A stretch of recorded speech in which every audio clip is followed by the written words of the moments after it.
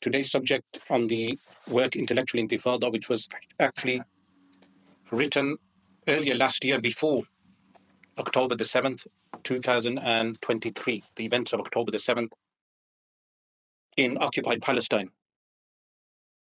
Those events are related to the subject matter of the book. Now, the book has a young man, a Palestinian man, with shorts on and slippers, similar to people today who have shorts and slippers, yet they are able to defeat trained military terrorists who may carry out terrorist attacks in their native home. But the young man is not carrying a weapon. He's actually carrying a brain. That's a brain. And it goes in with the title Intellectual Intifada. And Intifada refers back to a concept going back to the year 1987, not even 40 years ago. In 1987, we had the first Intifada, the first shaking off. Intifada means to shake off. The first shaking off of tyranny within the occupied territories. And remember, the entire Palestine is occupied. It's not limited to West Bank and Gaza. The whole land is occupied. It's all occupied land. Because during the British mandate, when the British were administrating Palestine, the landowners, 95% of them were indigenous Palestinians. 95%. Yet, a huge percentage of the land, 55% of the land, was allocated to a foreign alien, non-Semitic people from Eastern Europe, who may claim that they are in fact Semitic, but they are not Semitic. They do not have Semitic roots. They have Khazar roots, going back to the 8th century, when the Khazar tribes adopted Judaism. And then a minority of them do have Semitic roots, but the majority of the Bani Israel, in fact, adopted Islam and became known as Palestinians. So the Palestinians are a good mix of Arabs, Arab tribes, but also of the original Bani Israel. But the Intifada in 1987 occurred, which was known as the first Palestinian Intifada. This continued until 1993, and then you had the failed Oslo Accords. And within the time of Bill Clinton, from 1993 onwards, 40,000 acres of Palestinian land was lost to the occupation forces. And then by the year 2000, you had the second Intifada. That second Intifada, it lasted from the year 2000 to the year 2005.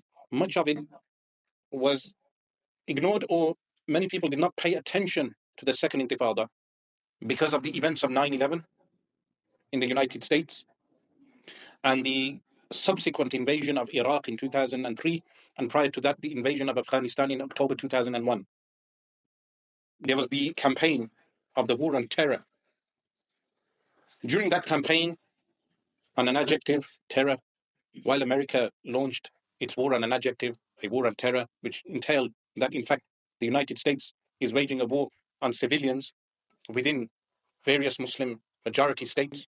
During that time, the likes of Benjamin Netanyahu, the current occupier of Palestine, they actually praised, on record, praised the attacks of 9/11 because it validates and justifies a war on Muslims. It supports the cause of international Zionism, a justification of a war against Islam and against Muslims. And then, of course, in 2006, the occupying forces, they left Gaza. And ever since, Gaza was a concentration camp. And that is why the dedication includes our children, the lines of Gaza and Kashmir. I mentioned Kashmir also. Events are unfolding in Kashmir. Kashmir is currently under lockdown. While the BJP in India, the government of Modi, has intent on carrying out genocide, intent of mass conversion of Muslims to Hinduism. That is the intent of some Hindu extremists within India, Hind, Biladul Hind. That is the intent of the BJP. Even though India claims to be a democratic secular state, this contradicts the ethos of being democratic and secular. So there are issues within Biladul Hind in India for the Muslims of India today. The butcher of Gujarat, Modi and the BJP, but also the lockdown in Kashmir. There is a military occupation in Kashmir where for every 10 civilians of Kashmir, there is one soldier in terms of statistics. So when we have concentration camps, I mentioned the largest concentration camps on earth, Gaza is mentioned, Kashmir is mentioned. And Kashmir also is a place that must be observed. We must observe Kashmir. The way we were observing Gaza before October the 7th, the way we were advocating for Palestine, we must advocate for Kashmir before that tinderbox explodes. There will be events in the near future in Kashmir also. The way the world is observing Gaza and Palestine, the world will observe Kashmir and wider Hind, Biladul Hind, and the Muslims of Hind. And that is why it's essential for Muslims to pray for the Muslims of Hind, that Allah subhanahu wa ta'ala safeguards them from the tyranny of extremism. So like we have the tyranny of extremism in Palestine, of the Zionists, we have a tyranny of extremism in Biladul Hind. So the dedication was for the people of Gaza. So ever since 2006, Gaza was occupied, and we've had ignorant Zionists stating that why should Gaza rely upon us for gas, electricity, and water when they do not mention the historical context that Gaza was occupied by the occupying forces, the IDF, from the year 1967. And from that occupation, when settlements were dismantled within Gaza, the occupying forces, the IDF, when they left Gaza, they left the region in such a way that it became a huge concentration camp. And the people were therefore dependent upon the occupying forces. It was not out of choice. Additionally, they held raving parties outside of this concentration camp. Who in their right mind holds parties outside of a huge concentration camp? So the current Zionist regime is in fact a Nazi occupying force. The current state, the illegal state that they have, the Knesset, the governing body, is actually equivalent to Nazism in 1940s Germany, in 1930s Germany. That is what we are facing today. But these events that we observe today go back to 1924, the official dismantlement of the Khilafah, Al-Khilafat al-Islamiyah. And that interlocks with what? With Palestine in a few ways. One of them is firstly with regard to prophecy. Sayyiduna Rasulullah sallallahu alayhi wa alihi wa sallam mentioned in a hadith, for which I give citation to within the work, that the Khilafah shall move from city to city. Words to the effect. It moved from Al-Madinah al-Munawwarah to Damashq. So even though Sayyidina Ali radiallahu anhu, he went to Al-Kufa, Al-Kufa was not the capital. The capital was still Al-Madinah al-Munawwarah. The reason for migrating to Al-Kufa was to prevent any conflict flaring up within Al-Madinah al-Munawwarah. But after the passing away of Sayyidina Ali radiallahu anhu, Al-Imam al-Hasan radiallahu anhu was the fifth Khalifa. After him, you had Amir Muawiyah radiallahu anhu based in Damascus. After Muawiyah radiallahu anhu, the bay'ah was not finalized with Yazid because the Ahlul Halli wal Aqd, they did not give the bay'ah to Yazid. Al-Imam al-Hussein radiallahu anhu, he was the leader of Ahlul Halli wal Aqd. He refused to give the bay'ah. He was martyred in Karbala. And likewise, Abdullah bin Az-Zubayr radiallahu anhuma, he did not give the oath of allegiance to Yazid. And he became the Amir in Makkah al-Mukarramah. In fact, the people of Makkah al-Mukarramah, they gave the bay'ah to Abdullah bin Az-Zubayr radiallahu anhuma. Events transpired that Yazid, he passes away. And when Yazid passes away, the son of Yazid, whose name was also Muawiyah, was actually a very pious person. He refused to govern. And then when he passes away, under suspicious circumstances, the official Bani Umayyah commences. And the capital, de facto capital, is Damascus. So as a dastur, as a constitution, it is a khilafah. It is a khilafah. What is the meaning of khilafah? As a dastur, as a constitution, irrelevant to whether the khalifa is pious or not.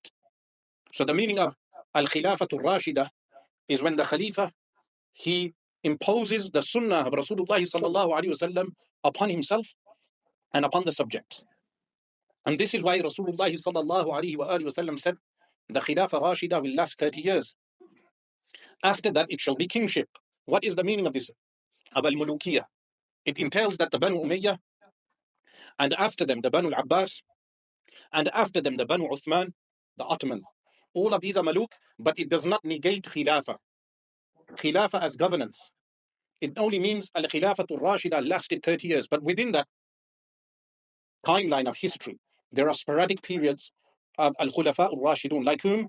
Like Umar bin Abdul Aziz, rahimahullah ta'ala, who was Khalifa from the year 99 Hijri to the year 101 Hijri, who revived the deen of Al-Islam. So Al-Khilafah, up until 1924, is Dastur. It's the constitution that governs the majority Muslim world. Even though on the eastern flank we had the Mughal dynasty, we also had the Shia dynasty in Iran, in modern day Iran, a buffer zone between the Mughal dynasty and the Ottoman Caliphate. And in the west, you had the Maghariba, the Moroccans, but prior to that, you also had the claims of Khilafah in Al-Andalusia. But the central body was always based, meaning around Al-Hijaz, and the Caliphate was based firstly in Damascus, after Al-Madinah Al-Munawwarah. Then it moves from Al-Madinah Al-Munawwarah to Baghdad in the time of Banu al-Abbas. So the Banu al-Abbas from the year 131 Hijri, they construct the city of Baghdad. And in the hadith, Rasulullah sallallahu alayhi wa alihi wasallam refers to Baghdad as Zawra. So in the hadith that prophesy that a city will be ransacked by the Mongols, an event to occur well over 600 years after Rasulullah sallallahu alayhi wasallam. It is foretold in the works of hadith that were compiled hundreds of years before those events occurred, entailing that the compilation of the hadith was authentic, was reliable. The Banu al-Abbas, they transfer the capital to Baghdad. Then, as history moves on, you have the rise of Banu Uthman and the Ottoman Khulafa. Why are they Khulafa? According to Shaykh Abdul Ghani al-Nablusi, rahimahullah ta'ala, they were from Quraysh. They had descent from Quraysh. So what happens? The Banu al-Abbas formally acknowledges the Caliphate of Banu Uthman in Egypt. And the Khilafah continues until the year 1924, which entails its formal abolition. But during this time, the Khilafah transfers from Baghdad to which city? To the city of Al-Qustuntinya, Constantinople, today known as Istanbul, known as Astana, known as Islambul. It has many names, but Rasulullah sallallahu alaihi wasallam referred to it as Constantinople, Al-Qustuntinya. This now becomes the fourth capital of the Khilafah. So by the year 1924 and the formal abolition of the Khilafah in Al-Qustuntinya, there is a fifth city prophesied. Of course, the conquering of Al-Quds is prophesied in other hadith. That has already happened. But there is a fifth city mentioned in the hadith that Rasulullah sallallahu alaihi wasallam mentions that the Khilafah, the final seat of the Khilafah, shall be Baytul Maqdis. It has over 17 names, like Ilya. It has Ilya, Baytul Maqdis, Al-Baytul Muqaddas. Over how many names? 17 different names. كثرة الأسماء تدل على كثرة الشرف. Numerous names indicate to nobility of the place. And of course, we do not need to recount the importance of the entire region, Bilad Sham, and specifically the city of Jerusalem and the surrounding areas, regarding which Rasulullah sallallahu alaihi wasallam informed us, لا تزال طائفة من أمتي ظاهرين على الحق. They shall never cease being a group from a nation apparent on the truth, and also يقاتلون في سبيل الله, killing and fighting in the way of Allah.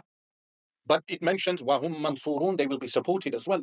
It mentions وهم على أبواب القدس وأكنافها, they shall be around the doors of Al-Quds and the surrounding regions. And Al-Asqalan is mentioned in a hadith also. Remember, there are a few regions which are mentioned as being bastions of Islam in Akhir al-Zaman. One of them is Taliqan. Taliqan is in Afghanistan today. Taliqan. The second is Al-Quds al-Sharif. The third is Damishq, the city of Damascus. The fourth is Al-Asqalan. Remember, the Yahud, they refer to it as what? Ashkelon. Al-Asqalan. Because what they attempt to do is make the names Hebrew and Hebrew sounding. But we should always attempt to mention the names in Arabic. And the fifth one that is mentioned is Al-Antakiya, which is Antioch in Turkey, modern day Turkey. That is mentioned in hadith. So what occurs now prior to the formal abolition of the Khilafah, David Lloyd George from the cabinet of our country here, our country of birth, our country of nationality, not country of origin. We can have various places of origin, but remember, to the English racist, you should say St. George was from which country? From Palestine. So to the English far right, we say the saint of England, St. George, was a Palestinian, before you bring out your racist rhetoric for us stating this is our country. Because we were born here. We have the nationality. Our ancestors, some of our ancestors even fought for this country. My grandfather was stationed in the British Army in Burma. He fought for Britain. And similarly, many of us, there were certain groups, ethnic groups within Pakistan, modern day Pakistan, that were actually recruited into the British Army because they made good soldiers. We were from that. So by us stating we are British, there is nothing wrong with this. But remember, the right wing, the likes of Tommy Robinson, should remember that St. George was a Palestinian ethnically. He was racially a Palestinian. You may refer to him as a Paki if you saw him today, because he was a Palestinian. So David Lloyd George, in that cabinet, he states, in fact, in his diaries, that while the cabinet was making decisions for Palestine, they were unable to consult the Palestinians. Why were they unable to consult the Palestinians? The response is very simple. He states most of them were living under Ottoman territory and were loyal to the Ottomans. I repeat that again. They were loyal to the Ottomans. Why do I mention this? Because some people, they say ignorant things. One of those ignorant things that they say is that the Palestinians are being punished because of their treachery to the Ottomans. Sometimes Turkish nationalists say this out of racism. Some people say this out of ignorance. But they should know that the majority of the people, Muslims in Bilad al-Sham, and especially in Palestine, were loyal to the Ottomans. They were subjects of the Ottomans and they were loyal to the Ottomans. Who was disloyal to the Ottomans?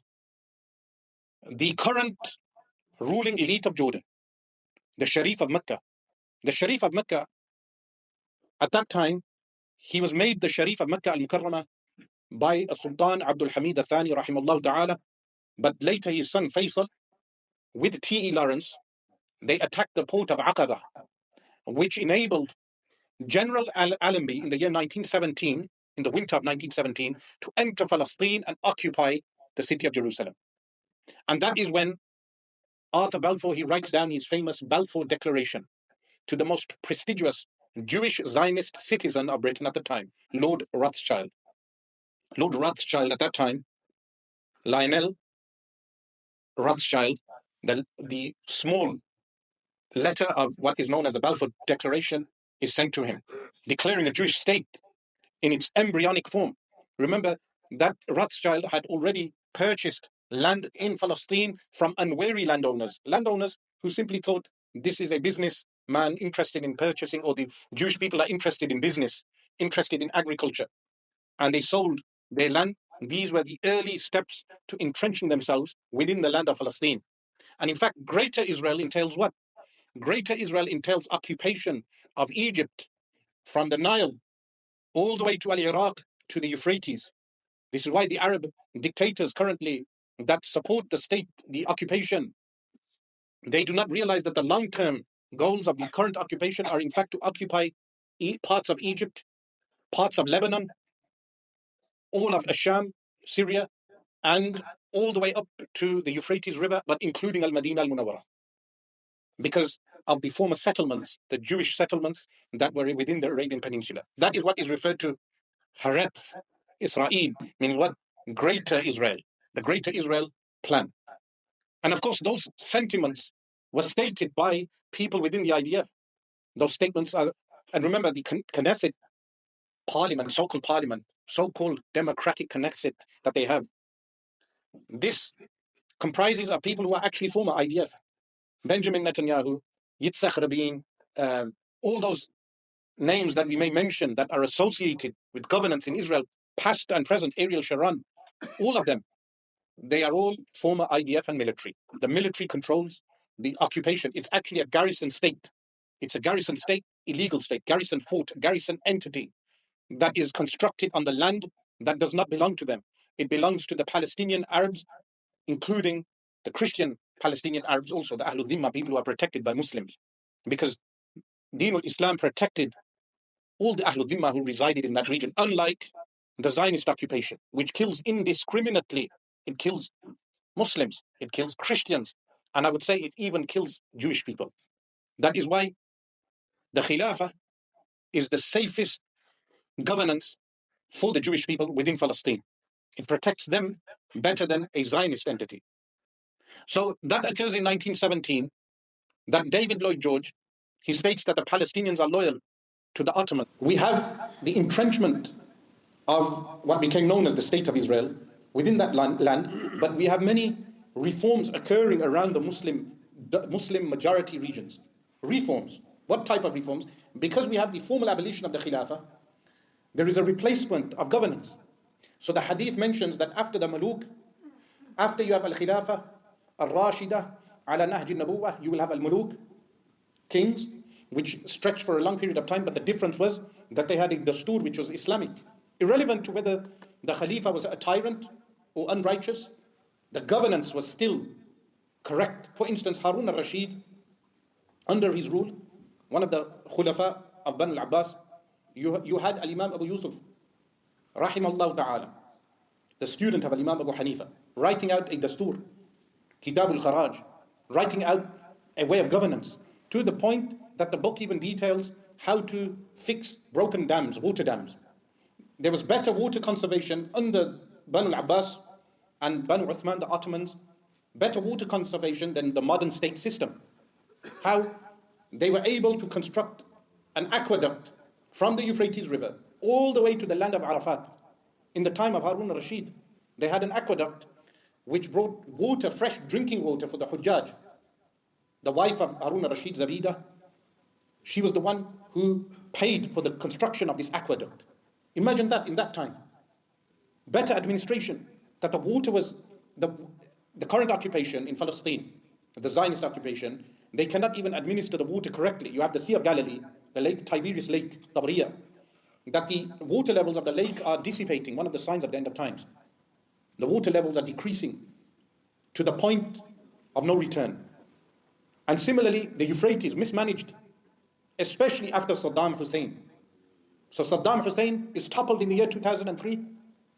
We have had 21 years of American occupation of Al-Iraq, even though they have formally left. The United States still has a puppet government within Al-Iraq and military bases.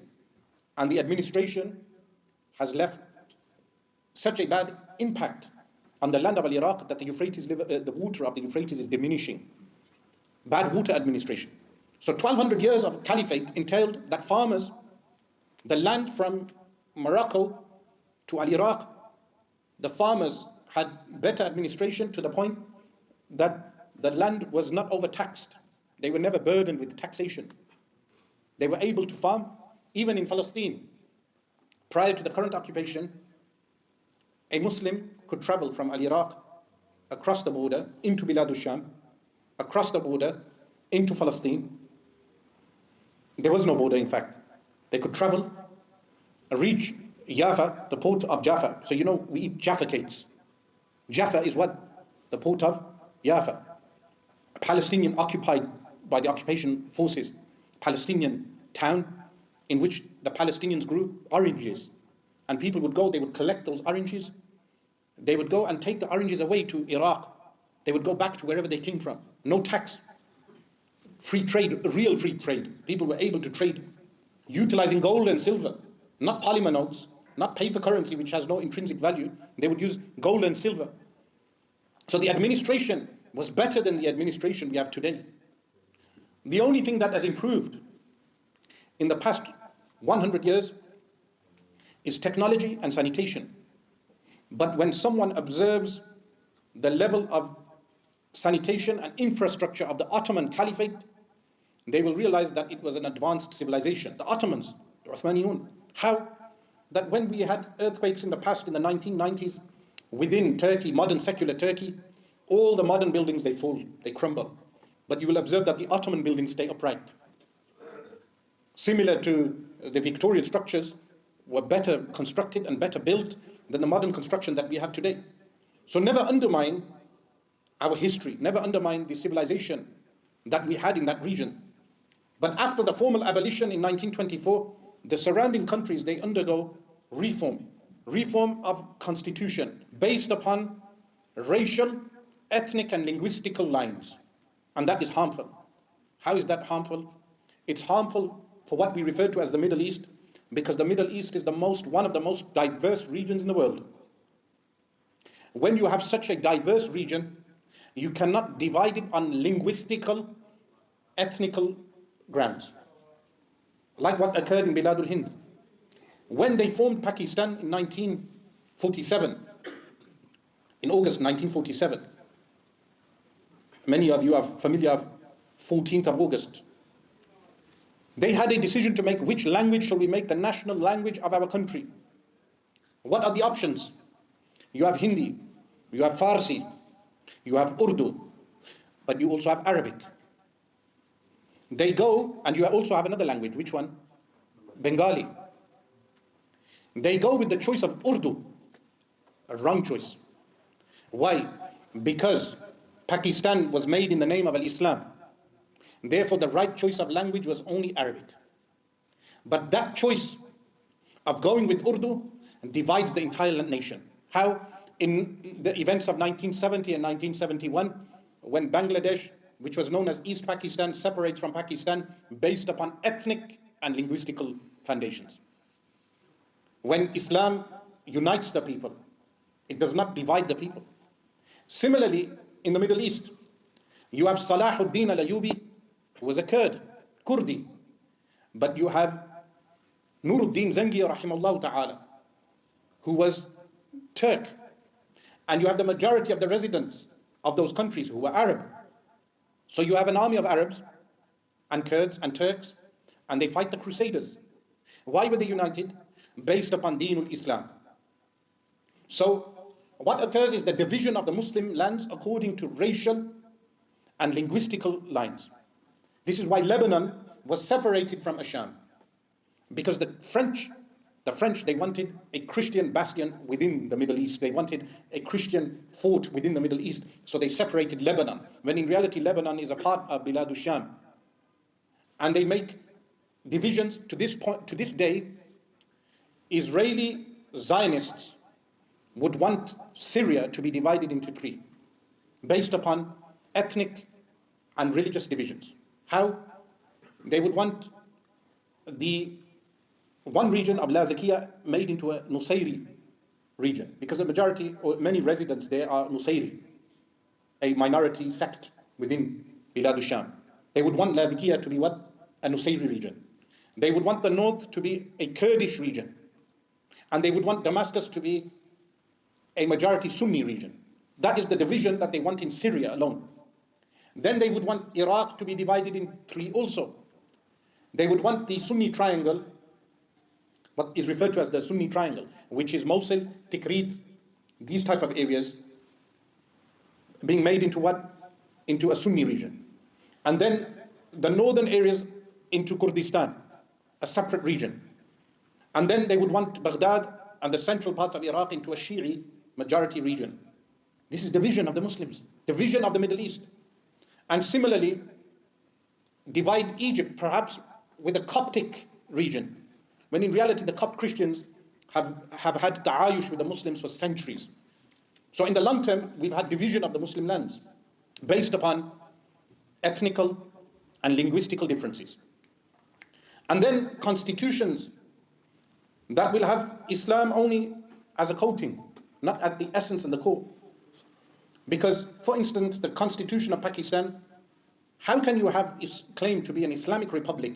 Remember, there's a contradiction between the two terms. You cannot be Islamic and a republic. You cannot be a republic and Islamic. But within the constitution, you have no clear prohibition of a riba, banking interest. Because the entire region then was joined with what? Global banking. So the global banking system, even though within the Ottoman territories, the bankers encroached within the region from the Tanzimat movement in the 1830s. From the 1830s, when the Sultan took bank loans from private bankers to construct a railway system from Vienna to Istanbul, incurring riba, that led to the Ottoman Caliphate falling into debt. And when you are indebted, those you are indebted to they will demand reforms, and they did demand reforms. From amongst those reforms was abolition of the jizya. What was the jizya?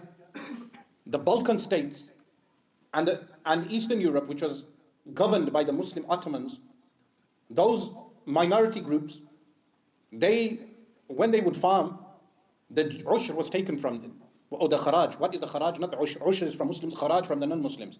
It is only taking 1/10 or 1/20 of the cultivation. It's not a heavy tax. It's not burdensome. And when Sayyidina Umar radiallahu anh, for instance, he conquered Jerusalem, for every 20 dirhams, he would take 1 dirham from the Christians. Those who were able to afford it. Not a heavy tax at all. It's not heavy. The Muslims governed these religious groups in such a way for hundreds of years. But what did the Western bankers, private bankers, demand from the Ottoman Sultan? They said, abolish the jizya. And today, even in Lebanon, you have Christians who think the jizya was a bad thing. The jizya was not a bad thing. The Christians were not oppressed. But the Sultan, he abolishes the jizya, and instead, the reforms, the tanzimat, they superimpose a heavy taxation upon the minority groups. That leads to rebellion. So the Ottomans, towards the end, they were heavily taxing various groups. And what occurred? You had rebellions from the Christians. They were rebelling. And this is why by the time in the 1870s, when Sultan Abdul Hamid Thani, rahimahullah ta'ala, he ascends to the throne of Ottoman Caliphate, he loses some territory because there were people rebelling against the tanzimat, the reforms that had occurred, Western style reforms. So by the formal abolition in 1924, and then the reforms within the Muslim world, like we have reforms today. How do we have reforms today? The Saudi government takes advice for economy. One of its advisors is whom? It's Tony Blair. Tony Blair, who ironically is referred to as what? Peace envoy to the Middle East. Peace envoy to the Middle East, Tony Blair. Tony Blair and his organization, when they advise Arab governments how to govern, one of the points of advice is to increase taxation, like we have in Britain. So now in Saudi Arabia, many of you would have noticed when you go for Al-Hajj and Al-Umrah, you will notice that the prices have increased. Aside from inflation, the prices have increased because they have introduced VAT tax. Arabs never knew VAT tax. The Arabs would look down upon what they refer to as dariba or al-makus, unfair taxation. But the Arab Gulf states have increased taxation. The UAE also takes advice from the likes of Tony Blair. The Zionists advise them how to run their economies. This is why they increase taxation. And cost of living increases in those countries and elsewhere. So the reforms entail what? A Western-style economic system. And those countries that were influenced by socialism, you had the likes of Gamal Abdel Nasser in the 1950s, and the Baath Party within Iraq under Saddam Hussein, and the Baath Party in Syria under the Assad regime. They were influenced by socialist Marxism, and they aligned themselves with Russia. So when Gamal Abdel Nasser was clashing with the West, that in fact was a clash between Russian interests and Western interests. Of course, that's a different subject. But the reforms that occurred within the region entailed a removal of anything that we had inherited from the Khilaf. I'll give you an example. Well over 20 years ago, when I first visited Damascus, what interested me was that the weekend in Damascus was Thursday and Friday. So Thursday was like Saturdays here. And I found that culturally very strange. But why did they have that? Because they had inherited that from the Ottoman Caliphate. So Thursday and Friday is Saturday and Sunday. Thursday and Friday. A few years later, they changed the weekend in Syria also in order to realign with the international community. So the weekend now is Friday and Saturday. But it took them nearly 100 years to do so. Similarly, when I would teach certain books, some of the ulama, they mention Wednesday is a happy day for the believers and a difficult day for the unbelievers. It only made sense when I realized why they say this. Wednesday is like Friday is for non-Muslims. The weekend is approaching. And it is middle of the week for the non-believers. Similarly, when in Al-Masjid al-Nabawi al-Sharif, when you enter Babu Salam to give salam to the best of creation, sallallahu alayhi wa sallam, you will notice on the right-hand side, aside from Dala'ilul Khairat, written on the wall, you will notice a clock. That clock is al-waqtul Arabi, Arabic time. What does, before Greenwich Mean Time? Greenwich Mean Time is from 1844. But prior to Greenwich, you had other central ways of determining the time. But nevertheless, you had al-waqtul Arabi. What does it mean? It means that the midnight in the Muslim Caliphate was Salatul Maghrib. Every time the Salatul Maghrib happens, it's midnight. So 12 every day, the clock would change by a minute according to the change in Salatul Maghrib. But today we are accustomed to midnight according to GMT, Greenwich Mean Time. These are the psychological impacts on the mind from over 100 years ago. The world people lived in 100 years ago is different to the world we live in today. But these were the reforms. Additionally, curriculum changed in the Middle East. Many years ago when I studied in Damascus, there were Shaykh who complained about young Arabs not knowing Nahaw, Arabic grammar. Why was Arabic grammar removed from the curriculum? Additionally, some Christian missionaries attempt to divide the Arab world according to the lahjat, the dialects. When al-lughat al-fusha, Arabic, eloquent Arabic, classical Arabic, unites the Arabs. So if you have al-fusha from Maghrib, from Morocco, all the way to Iraq, and I would say it should include Pakistan and Bangladesh also, and Malaysia and Indonesia. The Arabic language, the language of the Quran unites all these Muslims. But when you divide them according to their languages, it disunites them. So they attempt to disunite the Arabs amongst themselves, that to rename the Arabic dialects as different languages. A false claim. So these are the changes that occurred in the Arab mind, that you had a change of curriculum in the schools. Young Arabs were taught that the Ottomans were a Turkish occupation that undermined the Arabs.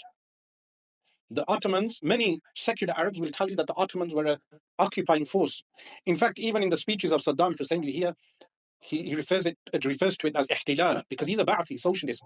He refers to it as ihtilal, meaning 800 years of Turkish occupation.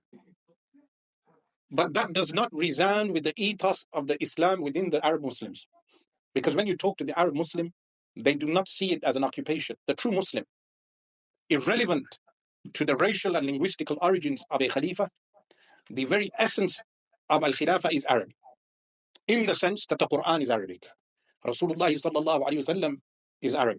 And the conditions of a Khalifa is that he must be from Quraysh. And this is why Banu Uthman, they had a Qurayshi lineage even produced, which Shaykh Abdul Ghani al-Nablusi, he reproduces in the work that he wrote on the subject. So these were the changes that occurred. But what does intellectual intifada entail? Intellectual intifada addresses the modern mind. It addresses the modern mind that Khilafah will return, because Rasulullah sallallahu alaihi wasallam informed us that it will return, because you will have this period of al-Khilafatul Rashida ala Nahj al-Nabuwah, the rightly guided caliphs on the prophetic model. Then you will have al-Muluk, some of them good, some of them bad. Then you will have al-Jababirah. Note here, a term is utilized, Jababirah. Why is this period referred to as al-Jababirah, even though we had Jababirah in the past? I would say there is a clear indication in the hadith by stating al-Jababirah that their way of governance will be un-Islamic also. They will not govern according to al-Islam. Because when you had tyrants in the past, like Hajjaj bin Yusuf al-Thaqafi, a tyrant, nevertheless, when you address Hajjaj bin Yusuf, he would still refer back to the law of Allah. He never undermined ostensibly, the law of Allah, only in action. He never called for a different way of governing. So the Jababirah that we have today, they call people to other than the way of Allah. And the tyranny that we have today is different. Meaning, just observing in Bilad al-Sham in Syria alone, the tyranny carried out by Bashar al-Assad and his regime from prior to the events of what became known as the Arab Spring. It was wrongly titled the Arab Spring. But the prisons are full in Iraq under Saddam Hussein. The prisons are full under Abdel Fattah al-Sisi. The prisons were full prior to him, meaning oppression of the people within the Middle East, within all those regimes. These indeed are times of Jababirah. And then some of them align themselves with the West. Some of them align themselves with Russia. And the people in the middle, meaning the communities that live in that region, they are killed, imprisoned, tortured, and then many of them are silenced. They cannot speak against tyranny. They cannot speak to power because of the situation in those lands. That is the point of Jababirah. But Rasulullah sallallahu alaihi wasallam informs us that the Khilafah shall return, and it shall return to Jerusalem. So when it was formally abolished in 1924, the jewel in the crown was the city of Jerusalem. For occupying forces, that was the jewel in the crown. Today, Donald Trump, he announces when he was president that Jerusalem is the official capital of the occupying garrison entity. But tomorrow the Muslims must announce, meaning we have already announced, but we shall formally wrestle Jerusalem out of Zionist control and re-establish the Khilafah. That shall happen irrelevant to whether people accept this or deny this. It's a prophecy that Rasulullah sallallahu alaihi wasallam informed us regarding. But there is something that the book wanted to address. It addresses two groups of people. One group are the zealots, the likes of Daesh, what became known as ISIS. The zealots that we have, that when ISIS occupied parts of Syria and Iraq, they did not attack occupying forces in Palestine. They in fact killed Muslims and non-Muslims within Syria and Iraq unjustly, all under the name of Khilafah. But they did not even throw a grenade into the occupied region. In fact, Tel Aviv at the time, Mossad, was giving treatment to people in Syria, from Syria, people who were causing disruption in Bilad Sham in Syria, and giving them treatment in Tel Aviv.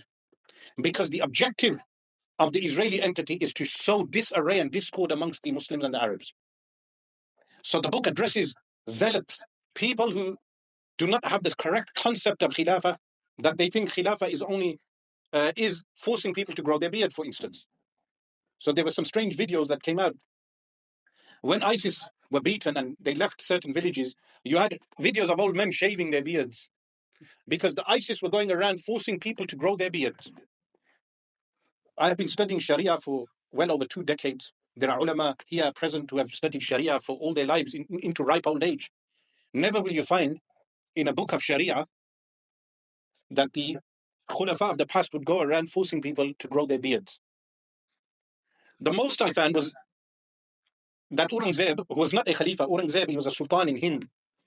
He would command some of his lieutenants that if someone grew their beard over a qubdah, over a fist amount, he would command them to trim the beard short in Hind.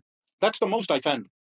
So these zealots, they have their own preconceptions of how Khilafah is adopted and how measurements are carried out, how the institutions are made within the lands of the Khilafah. They have wrong concepts. Many of them zealots. Some of them are former prisoners. They grow a beard, they may wear a thobe, but they have no ilm of Sharia and the tatbiq, the application of the Sharia in everyday age. Like Imam Ibn Abdin rahimahullah says, "Man lam ya'rif ahla zamani fa huwa jahilun." Whoever does not know the people of his time, he is ignorant. So the book is addressing that group of people. And at the other side of the spectrum, or the kaleidoscope, you have young Muslims and elderly Muslims also. People who may have lived under Ataturk and post-Ataturk. So an Ataturk style regime, that they are misinformed that the Khilafah is something backwards and not applicable in the modern age. You have many of them in Pakistan, in the secular elite. They will inform you that the Khilafah is a bygone age. You cannot have Khilafah in the modern age. How will the Khilafah govern in terms of finance, economic system, its penal code, application of punishments in the modern age? So the book addresses that mindset also. Because what you have is ifrat and tafrit, the two extremes of the spectrum. So that is what the book addresses.